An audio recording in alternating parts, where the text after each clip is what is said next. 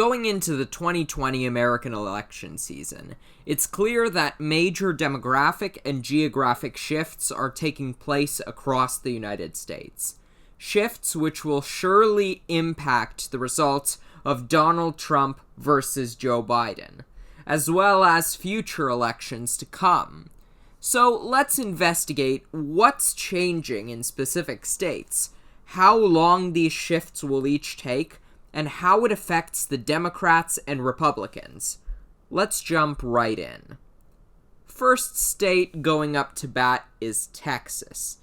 We've heard a lot of talk from the Democratic Party and their affiliated political pundits that Texas could potentially go blue in 2020. But we disagree with that argument. What is true is that Texas is experiencing a significant demographic shift. According to the 2018 U.S. Census Bureau estimates, about 39.5% of the Texan population identifies as Hispanic, with the Hispanic population reportedly having increased by 2.4 million or 18% from the 2010 census Hispanic population estimate. Traditionally, the growth of the Texan Hispanic population existed at a similar rate to that of Caucasian Texans, which experienced a 19.6% growth from 2000 to 2010.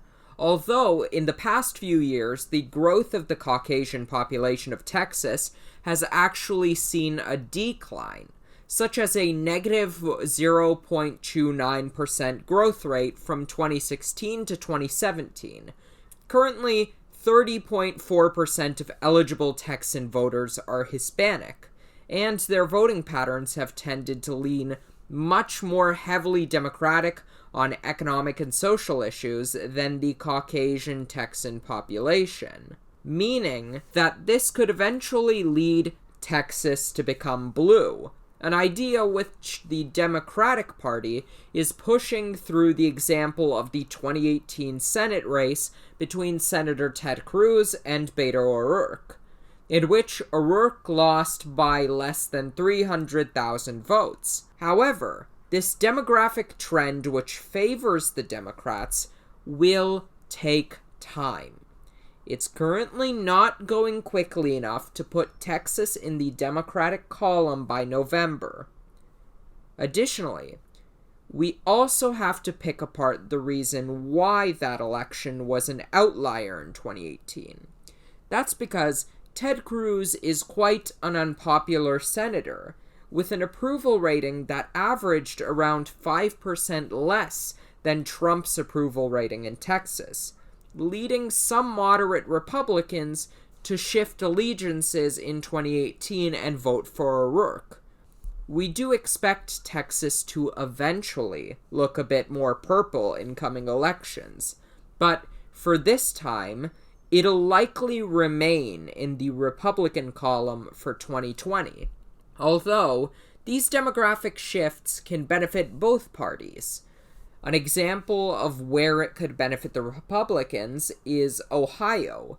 According to demographic data released by the government of Ohio, their population's average age has significantly increased since 2000, since all age brackets from 15 to 54 have seen at least some decrease, while all age brackets from 55 to 85 plus have increased compared to the year 2000. With a gradually declining birth rate and aging population, Ohio's looking good for the Republicans going into 2020, and the future more generally, since it's an observed trend that conservatism tends to increase alongside age. So rather than remaining as one of the crucial battleground states you should win in order to get the presidency, we'd estimate that it'll be moving gradually closer to being a Republican safe state. Although, it still won't be safe in 2020, since some polls have favored the Democrats despite the majority of Ohio polls leaning Republican. But if Ohio is turning redder, then how can the Democrats counteract that to keep a relatively equal field going into the election? Well, there are a few states that have started to gradually favor the Democratic Party, one of which is Georgia, a southern state which hasn't been won by the Democrats since Bill Clinton. But the 2018 U.S. Census Bureau estimates that approximately 31.2% of the state's population is African American, whereas another 9.7% identifies as Hispanic, creating a combined total of 40.9%, with the foreign-born population of Georgia increasing at a rate of 84.3% from 2000 to 2018, a time period during which the U.S.-born population only increased 24.3%. Similarly to what's happening in North Carolina, although North Carolina hadn't been as Republican as Georgia was from the start, leading to both states being potentially up for Democratic contention in 2020. But given that both these states are in the Republican Deep South, there might be some skepticism as to how much this could influence the 2020 American election. But for evidence, we can look back to the 2018 Georgia gubernatorial race between Republican candidate for governor Brian Kemp and Democratic candidate Stacey Abrams, during which Abrams only lost by 2.4% of the vote. Comparing that to previous election results for governor, we can map out a clear trend. In 2006, Republicans beat out Democrats by 19.7%. In 2010, Republicans beat the Democrats by 10%. In 2014, Republicans beat the Democrats by 7.8%. And finally, in 2018, Republicans beat Democrats by 2.4%. Republicans have been winning in Georgia, but by consistently decreasing margins. And now the Democrats are polling on the same level as the Republicans for the presidential election. Also, I quickly mentioned that North Carolina is in a similar position to Georgia, and I couldn't just gloss over it, so let's investigate. According to the 2015 census estimates, 22.1% of the state's population is African American, and 9.1% is Hispanic, forming a collective percentage of 29.2% of the total population of North Carolina. This is a significantly smaller portion of the total population than in Georgia. So why is it that it's polling more towards the Democrats than Georgia is? Well, that's not related to demographics.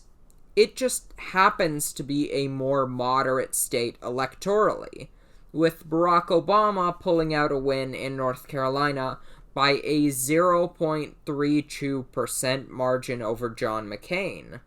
So, in the past, it hasn't been impossible for the Democrats to win in North Carolina. The change is that it's getting easier for Democrats to win there in the future. In more moderate states, less of a demographic shift is required to change the state's election tendencies.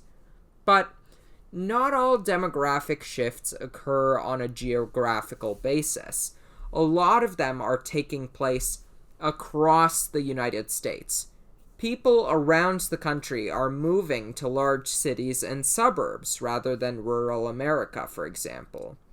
The population of rural Republican counties is decreasing, while the population of urban Democratic counties is increasing, which may lead to higher voting results for the Democrats in upcoming presidential elections.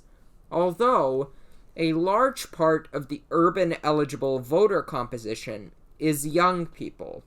Young people make up a really large block of voters, but they have consistently failed to show up to the polls as much as older voting blocks. Consistently, Americans in their 20s and 30s have had a turnout 20 to 30% less than voters 50 or older.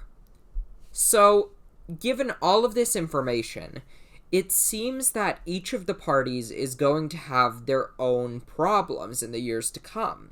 For Democrats, they have a more favorable spread of voters that they can likely appeal to. But those voters have much lower turnout on voting day. Young people have a lower turnout than older generations. Additionally, Hispanic populations in the United States have a voter turnout rate about half that of Caucasian Americans. So for the Democrats, more and more of their election efforts are going to have to be dedicated to getting out the vote. The Republicans have a very dedicated base block of voters, but that block isn't naturally increasing. So the Republican Party is going to have to improve their image with groups that wouldn't usually vote as heavily Republican. Start pushing for more urban and suburban areas, work to win over the African American vote, and compete with the Democrats there and in other areas. That's how demographics could impact the 2020 American election and the Republicans and Democrats. If you enjoyed the video, please consider clicking the subscribe and like buttons. Also, down in the description, we have some further readings if this sort of subject interests you. Have a great day. Bye!